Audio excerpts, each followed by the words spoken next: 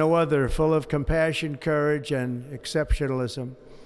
Our power will stop all wars and bring a new spirit of unity to a world that has been angry, violent, and totally unpredictable.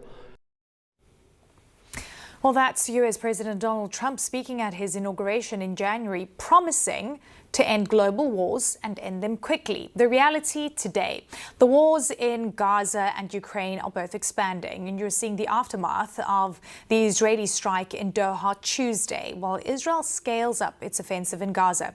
And Russian drones shot down in Poland on the heels of massive attacks in Ukraine. Qatar and Poland, both key US allies.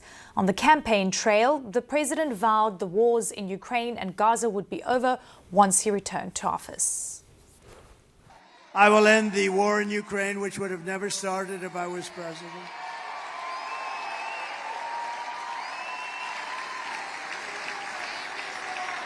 And I will stop the chaos in the Middle East. Well, CNN Politics senior reporter Stephen Collinson is here. Stephen, clearly a slew of broken promises. And in your latest analysis, you write, assuming President Donald Trump's claim that he couldn't stop Israel's strike on Hamas officials in a Qatar residential district is true, he's just suffered another devastating blow to international credibility. Tell us more, because it's a really interesting piece. As I said, a lot of broken promises, and clearly he can't live up to what his expectations were to end these wars. Yeah, so if it's true that the Israelis didn't give the US advance notice and the US didn't condone this raid, as the White House is arguing, then this is an attempt by Benjamin Netanyahu to take action which absolutely flouts America's foreign policy interests and a current goal of the president, which was to get Hamas to agree to his latest peace plan for Gaza, which was being negotiated in Qatar. The Hamas officials met the Qataris the day before this attack, and it seems to be a clear attempt by the Netanyahu government to end those peace talks, because it's hard to think that Hamas would continue talking after what happened. So this clearly is an attempt to countermand Trump's authority and credibility. And I think you could argue that that's been happening across the globe, and the people that have been doing it, the Russians, the Chinese, and others, have really faced no price for doing so. And that is why Trump seems a weakened figure globally right now. Yeah, and it's a really interesting notion here on him being a weakened figure. He has unsuccessfully tried to negotiate ceasefire and peace agreements in both conflicts. You've got Russian President Vladimir Putin, a barrage of assaults on Ukraine, going into Polish airspace.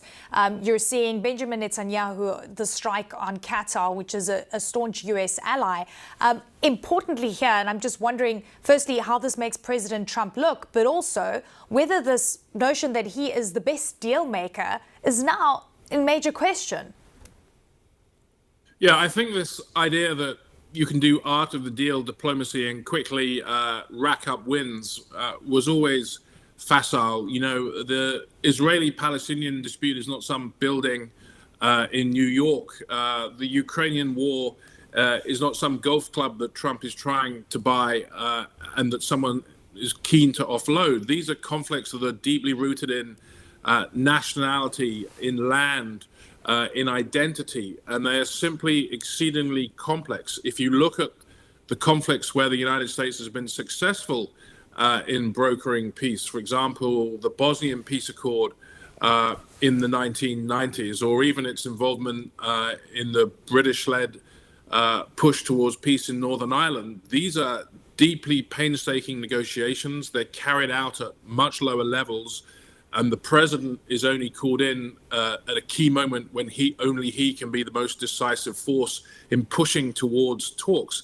We've seen nothing of that. There's very little foreign policy expertise in the White House or elsewhere in the administration. There doesn't seem to be really a deep understanding between the president and his envoy, Steve Witkoff, to both of these conflicts, even about what they are about and what the key goals of all the partners are. I mean, the White House, despite all the evidence, seems still to be laboring under the impression that Vladimir Putin wants peace and he wants it soon.